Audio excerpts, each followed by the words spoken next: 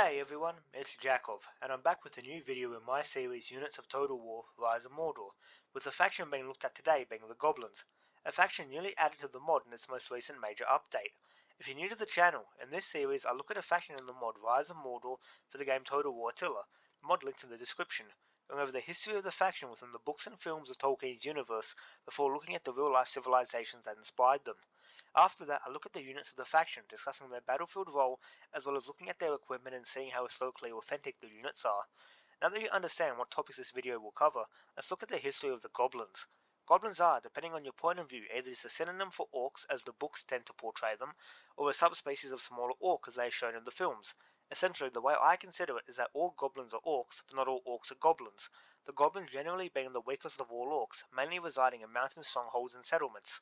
In the books, goblins first appear in The Hobbit, serving as antagonists to Thorin's dwarven company, seen living in the settlement of Goblin Town. The death of the Goblin King due to the actions of the dwarves and Gandalf provoking the orcs and goblins of the mountains into marching on the Lonely Mountain,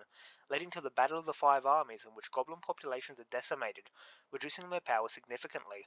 By the time of the War of the Ring, the goblins have begun to regain some of their lost power, though in the war they're not large players, only notably really destroying the expedition of Balin to Moria and fighting the Fellowship of the Ring when they venture into that ancient dwarven city. Apart from that, the goblins only really provide limited support to some of the other factions in the conflict, such as Saruman, being used by him to breed new troops. At the end of the war and into the Fourth Age, the goblins are systematically exterminated by the dwarves, who begin to retake all their lost cities, most of which had been under goblin possession for millennia, the goblins fading away into legend as time went on. In the films, the goblins are antagonists in the first Hobbit film, fulfilling the same role as in the Hobbit book, whereas in the Battle of the Five Armies film, goblins serve as mercenaries and engineers for Azog's armies, which makes sense, given goblins are said to be quite good with technology, even if their own creations are quite rough and brutish. In the Fellowship of the Rings film, the goblins fight the Fellowship in Moria, forcing them to retreat all the way to Lothlorien, where the pursuing goblins are killed by the elves of that kingdom, at least according to deleted scenes. After that, the goblins aren't really seen in the Lord of the Rings trilogy as far as I know. In terms of historical cultures who could have inspired the goblins, the only ones that really work for me are the different peoples of the migration period who moved into the ruined and abandoned cities and settlements of the Roman Empire, founding their own livelihoods on the bones of the cultures that once resided there, such as the Anglo-Saxons turning abandoned Roman cities in England into their own centres of power, cannibalizing the past for the present. The great dwarven halls turning to filth the way that Roman marble gave way to thatched hovels. With the goblins as a faction covered, we'll turn to their battlefield units, beginning with their unique general unit, the Goblin King. This unit of swordsmen is the most elite unit that the goblins can field, which makes sense given it's their king's bodyguard. For armor, each goblin wears a spiky bronze helmet which you can actually see beginning to rust, showing the green patina begin to come through, similar to the Statue of Liberty which changed colours over the years as it rusted. The helmets themselves resemble a salet with an adjustable bever, although the salet portion of the helmet extends backwards and upwards rather than backwards and downwards like in real examples to provide added neck protection. Both parts of the helmet are exceptionally spiky, something that wasn't seen on real helmets as it adds a lot of unnecessary weight and provides handholds for enemies to grip, although the spiky front of the bever does provide somewhat of a nasal bar for facial protection. For the rest of the body, the goblins wear a mail shirt over their tattered robes, the robes in the mail most likely being salvaged dwarven equipment, over which they wear a rich breastplate, over which they wear furs for either comfort, warmth, or added protection, or a mix of all three. Furs being used in combination with armor was something that was done historically, though the fur was more properly clothing rather than armor. Protecting their arms, they have spiky spaulders and vambraces, while their legs are covered in spiked greaves and sabatons, making for troops with very well defended lower legs, their upper legs being completely unprotected apart from some mail to protect the crotch. For weapons, they use single-handed bronze blades with a hand grip carved out of the blade, making for quite a design, the weapon looking more like a large knife than a historical sword, appearing to be a powerful cutter which would also be quite good at stabbing, the pommel of the blade being a spiked coronal, making for a pommel which could also be used to clobber enemies. For shields, they use a spiky rusted ridged shield, roughly rectangular shaped. The shield's not resembling any shield I know of, although if you think of one, let me know in the comments. One thing to note is that these shields are entirely made of metal. However, because the shields are fairly small, it makes sense for them to be made of metal, similar to a buckler. As far as I know, the whole aesthetic of the goblins, including their spikiness, is inspired by the Balrog of Moria, which they view as a god due to its immense power, the goblins choosing to imitate the entity they worship and fear, or at least that's the way it's described in the source book for the designs of characters and equipment in the Lord of the Rings films. Moving to their unit officer is the Goblin King himself, equipped identically to his troops except he discards a helmet for a spiked crown instead. Helmets being put aside so that a leader's face could be seen by his men was something that was done historically, and which could inspire troops to fight harder. However, the downside of fighting with no helmet was that it placed you in great danger and made you more vulnerable to ranged attacks, such as in the case of Harold Godwinson, who was killed at the Battle of Hastings by an arrow which hit him in the eye, or Henry V, who was shot in the face at the Battle of Shrewsbury, almost killing him. One thing to note about this Goblin King is that he is clearly the replacement of the Goblin King of the Hobbit era, given that king died but was also monstrously fat, approaching troll size, unlike this king who looks identical to his brethren in size. As a unit, the Goblin King is unique, meaning that when chosen, he allows the other potential general unit in the Goblin roster to be used at full strength rather than its numbers being limited by one being forced to take the role of general, meaning this unit boosts the strength of the Goblin faction when chosen. As a melee infantry unit, the Goblin King can cut through enemy forces fairly well and are effective at holding the line, although in comparison to the most elite shock infantry and spear infantry units, they don't do quite as well in either areas, making this unit a more balanced choice of general, being resistant to archers and cavalry, although not being capable of fighting off cavalry the way spears can. Overall, I'd say this is a very useful unit all things considered, and one which I'd suggest choosing due to its sheer versatility. Moving on to the faction's melee infantry units, we have its lowliest, the Goblin Light Infantry. Armor-wise, these goblins almost completely lack armor, having no helmets, some having a mail standard around the upper chest, others just having their regular clothing for defense, a few also having van braces and gauntlets. All of them, however, have spiky greaves and sabatons, which is quite odd, meaning they're very heavily armored in the lower legs and nowhere else, something not seen in history. Generally, the first piece of armor troops getting being a helmet, given the head is the most important part of the body. For weapons, the goblins use a variety of short swords and blades, some resembling an ancient Greek corpus or a Nepalese kukri, while others have the same short goblin blade as a general unit, or short daggers and swords in that same style, the weapons being a mix of rusted iron and bronze. In addition to their weapons, these troops have nothing, as they don't use shields, making them extremely vulnerable in battle. Traditionally, troops who didn't use shields did so because they wielded two-handed weapons and were well armoured. Here, lightly armoured troops only using one-handed weapons doesn't make sense. Turning to their officer, is equipped identically to the Goblin King troops except he lacks van braces, has spiky pauldrons, and wears a helmet which covers most of his face but leaves his lower jaw visible. The helmet being shaped like a skull, its most notable feature being the two giant metal tusks that extend from it. Such large attachments aren't seen in historical armour, and for good reason, given they're probably quite heavy and would impede your movement in battle, as well as giving your enemy something to grip, the helmet resembling the tusks of a boar or an elephant, perhaps being inspired in-universe by the Mumakil of Harad, though how goblins could have interacted with those creatures is beyond me. Funnily enough, the tusks on the helmet idea isn't solely seen here, as the Uruk of Isengard also have very small tusk-like portions on their armour, which are quite a lot more practical. The actual shape of the helmet, not counting the skull shape, which wasn't seen in real helmets, reminds me of a bassinet, given the way the helmet slopes to the back, such helmets seeing common use in the late 14th century. The goblin officer discards his shield for the use of a two-handed weapon, a large sword which reminds me of an ancient Egyptian khopesh but just sized up, although I believe there are large examples of khopeshes that have been discovered, this particular one having a nasty back spike which would make it quite useful at punching through armour. The blade itself is quite spiky and is also very rusted, weakening the blade significantly but also upping the chances of the wounds it inflicts getting infected. To round off the officer's look, he has a banner attached to the framework stuck to his back, capped off with a human skull of course. Moving aside from the equipment of the unit and looking at its role, these goblins are quite clearly light infantry and will be an early building block for a goblin force, being fodder designed to overwhelm the enemy with numbers, a strategy which may work in the early game when using this unit, but once your enemies begin fielding troops above militia level, this unit will be severely outclassed. I recommend using these guys only as long as you need to, after which the goblin roster provides far more superior options. Moving on from the goblin light infantry, we come to one of the superior options, the Goblin Blade Warriors, who are the classic troops which appear in the Fellowship of the Ring film. Because these troops have armor that we've seen before, I'm not going to cover the same thing repeatedly, so all I'll say is that armor-wise, these goblins are equipped almost identically to the Goblin King's troops, the only difference being that their armor looks to be made of iron rather than corroding bronze, and that some in the unit choose not to wear helmets in combination with their armor. For weapons, they use the same goblin blade as the other units, and have large, roughly rectangular metal shields that are quite spiky and have a large backspike at the top of the shield resembling the wings of the Balrog, playing into the whole emulation of that creature, although shields such as this did not exist in history. The top spikes not even really being useful in battle, although the bottom spikes would allow these shields to be implanted in the ground to provide static defences. Looking at the officer, he's equipped identically to his troops except the spikes on his helmet are gold to signify his rank.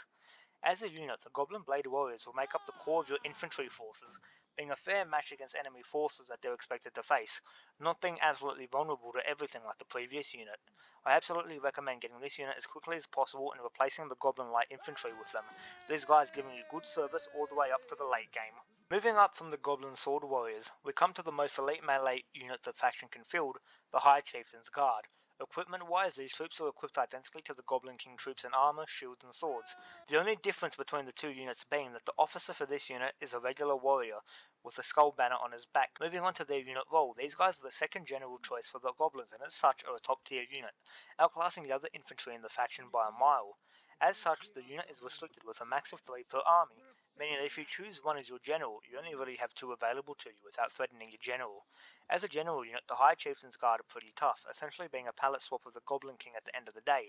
When playing as the Goblins, I recommend getting this unit, especially when playing in sieges as an attacker, as the unit boosts the offensive power of the faction considerably. Although in other situations, it should be used as the elite spear tip of your army, the Goblin Blade Warriors clearing the way behind it. A pretty cool unit all things considered, and with it covered, all the melee infantry in the Goblin roster has been looked at, so let's move on to the faction's sole shock infantry unit, the Mordor uruks. This unit is based off of the troops who were seen supporting the Goblins in the Fellowship of the Ring book. The mod creator is using that reference to broaden the faction in a way I quite appreciate.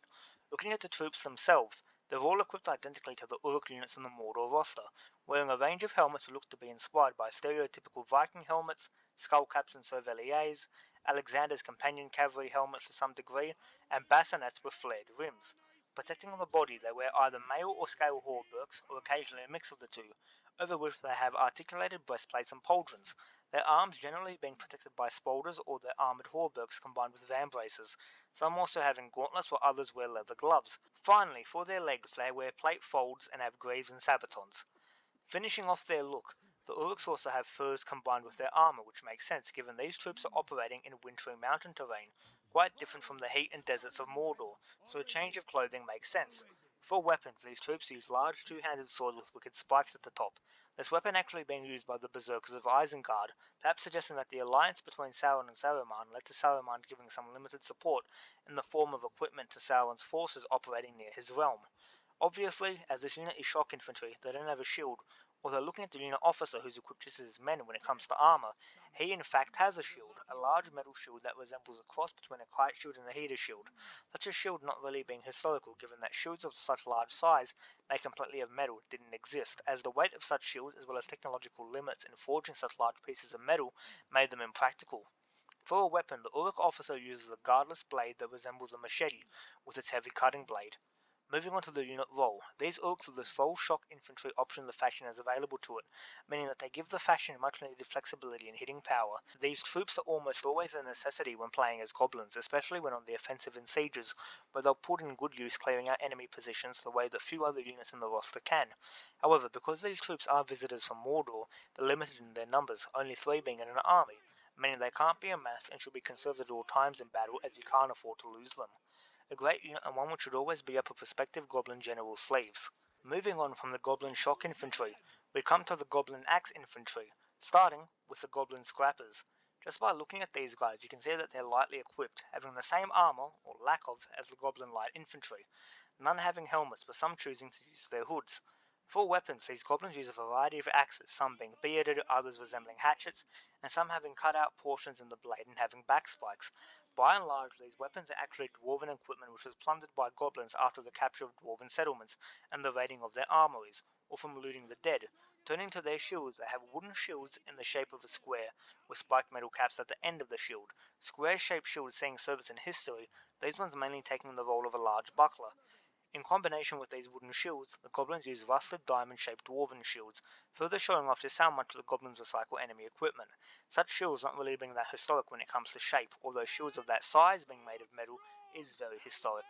Turning to the unit officer, is exactly the same as the Goblin Light Infantry officer, so we'll skip him and move on to the unit role. These goblins are early game fodder, meant to boost the numbers in your armies and provide you with quasi-shock infantry capabilities, the unit generally being more useful than the goblin light infantry in my opinion, as these guys actually have shields which make them somewhat more durable in both melee and against ranged enemies, though on the defensive they're quite weak, especially when cavalry come into play.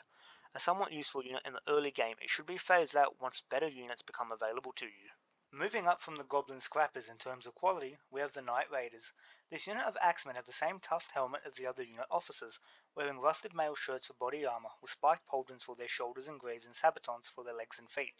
For shields, they have the same spiked square wooden shield as the Goblin Scrappers, though their weapons are brutal one-handed axes in the distinctive Goblin style, having a back spike for added utility and a cutout in the middle of the blade to cut down on weight and material usage. Although such cutouts and weapons generally tended to be done on larger weapons like ornamental halberds rather than combat axes, the unit officer looks like all the other Goblin officers, so we'll skip him and jump onto the unit role. It's all essentially being a boosted version of the Goblin Scrappers, replacing them in mid to late tier army builds and just generally being a better option, though the troops fielded by other factions can still outclass them when it comes to quality, given these guys are goblins at the end of the day. A very useful unit, and one which, depending on how you play, might be the core of your strategy. Hordes of Night Raiders beating down enemies through sheer numbers. With the Night Raiders covered, all the axe infantry the goblins have available have been looked at, so we'll move on to the faction's only spear unit, the Goblin Warband. These troops are the spear equivalent of the Goblin Sappers, the only difference between the two units being that instead of axes and the occasional dwarven shield, these guys use the square shield uniformly and have barbed javelins for spears, which makes sense,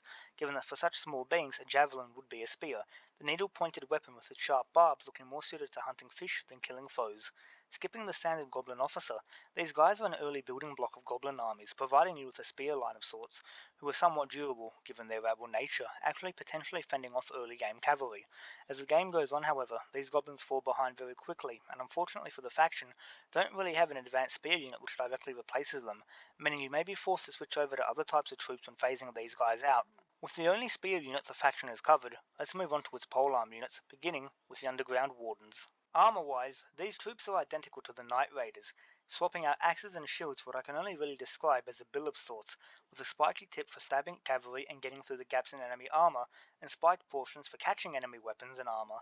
However, because these are goblins with short stature, I can't really say that these weapons are that big, maybe only being in the vicinity of short spear size. Skipping the standard goblin officer, we'll move on to the unit role. On the battlefield, these guys are essentially your replacement for the spears, swapping out limited damage and fairly good defensive stats for a unit which can operate as shock infantry and can threaten cavalry, which is extremely weak to ranged attacks as well as cavalry funnily enough, which when charging this unit in formation can still destroy it, even if the cavalry takes grievous losses. Overall, I'd say when using these guys they do better as support troops and shock infantry, specifically to counter stuck cavalry, rather than as a spear line, as they are fairly vulnerable when deployed as such. Moving on from the Underground Wardens, we come to the ironically named Goblin Spear Warriors, which aren't classified as spearmen. Armor-wise, these troops are equipped similarly to the Goblin Blade Warriors, although some in this unit lack helmets and or breastplates, choosing to rely on their rusted mail. Weapon-wise, these warriors have the same barbed spears as the Goblin Warband, although the unit lacks the shields to complement them, while their officer is the same gilded helmet blade warrior officer. In battle, these guys perform much the same as the Underground Wardens but just do better, being the more effective soldiers at the end of the day, sharing the exact same weaknesses and limitations, being vulnerable to archers when in position and being vulnerable to cavalry both in and out of position. A useful unit nonetheless, and one which will replace your spear line, giving you stronger troops at the very least, even if they aren't the hardiest in the world. With the Goblin Spear Warriors looked at, all the melee infantry in the faction have been covered, so let's move on to the faction's ranged units, beginning with the least of its two archers, the Mountain Pass Scouts. Armor-wise, these troops just use rusted mail hoods and shirts with the occasional vambrace thrown in addition to their sabatons and greaves, none of the unit wearing helmets, making them quite vulnerable to enemy projectiles. For weapons, the archers carry goblin blades at their side, while their main weapons are recurved bows made of either wood or horn with metal attached, the bows being perfect for their frame given that full-size bows would be way too large. The unit officer is much of what we've seen before, so we'll move on to the unit role. As archers, they provide your forces with ranged support, being better than rabble when it comes to ranged combat, and being capable of being thrown into melee, although only as a last resort or as flanking units against weak enemies. A useful unit, but one which is outclassed by most meaningful ranged units all the same, being useful for the mid-game, but not being useful past that. Moving up from the Mountain Pass Scouts, we have the Goblin Heavy Archers, which are equipped the same as the Goblin Spear Warriors, some not wearing helmets and others just having mail shirts. For weapons, they have Goblin Blades and the same recurve bows as the previous unit. Looking at the unit officer, he is equipped identically to the Goblin Blade Warriors officer with a gilded helmet.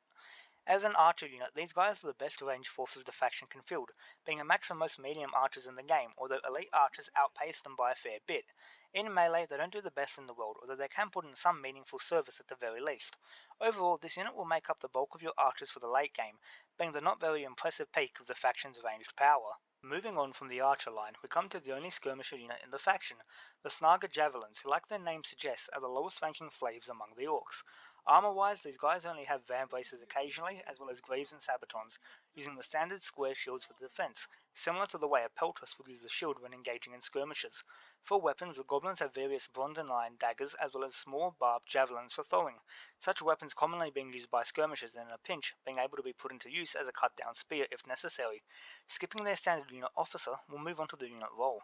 In battle, these guys are the earliest ranged troops you gain access to. Unfortunately, that's not a good thing. While they are low tier rabble like most beginning range units, they suffer like all skirmishers from being outranged by archers, meaning the unit will be picked off before it can deliver its javelins, something made worse given that when this unit is meant to be used, there are no archers in the faction to at least provide parity with enemy archers and allow this unit to fulfill its role, essentially meaning that the unit is quite undesirable at the end of the day, only really being useful on the offensive as melee rabble, at which point you may as well use other units in the roster. My advice is that if you are using this unit,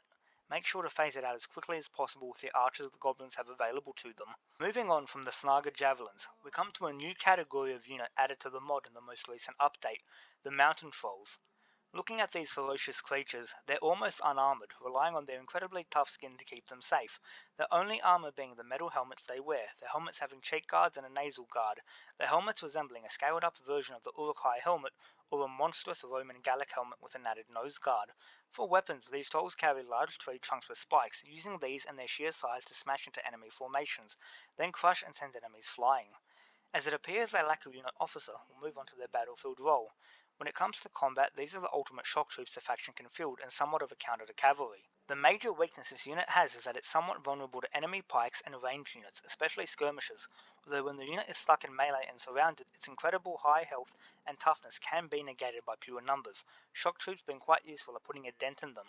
That said, the unit is terrifying, especially when you consider there's no limit to their recruitment, meaning a whole army of them is a potential strategy. One I'd actually kinda like to see, although I have a feeling such a game plan would be very inflexible. A great unit and one which gives a faction that looked to be somewhat underpowered a lot of hitting strength. Moving on from the mountain trolls, we come to the sole artillery unit of the faction, the onager. These siege weapons are crewed by Orc Rabble, a unit not seen in the Goblin roster up until now, the Orcs being lightly armoured, most lacking helmets although a few have skull caps, with rusted scale hauberks and metal rings on their arm providing the rest of their protection. Their weapons being a mix of falchions, brutal looking axes, and short swords. Turning to the onagers, they are ubiquitous, being fielded by every faction, which means that while the goblins have access to siege capabilities, allowing them to punch holes in enemy fortifications instead of taking them by storm, all their enemies have access to the same technology, meaning that they have parity with most factions when it comes to siege, with a few factions outperforming them due to having a wider range of siege engines, such as Gondor. With the onagers covered, all the units in the Goblin roster have been looked at, so let's look at the faction as a whole. Overall, the Goblins are a faction which rely on quick, light troops to overwhelm the enemy with numbers, although the faction does have some quality units in its roster. Because of their fast game style, the Goblins tend to be oriented towards offensive units, although they tend not to have the heaviest troops at their disposal the way some other offensive factions like Mordor do. That said, the faction completely lacks cavalry like most evil factions, and because its ranged troops are quite limited, the Goblins must rely on their infantry to be battle winners along with the Trolls, who make them that much more flexible when it comes to the battlefield. Summed up, the Goblins are a faction with their own unique playstyle and niche, which at the end of the day is what you want rather than all the factions performing the same. Having covered this newest faction to the mod, I plan on making a video at the very least covering the various changes brought about to the mod as of the newest update, as well as potentially doing faction overhaul videos on the factions which received a significant amount of changes. If you've enjoyed this video, please make sure to like and subscribe. It may not seem like much, but for such a small channel, it's greatly appreciated. This is your host Jakov, signing out.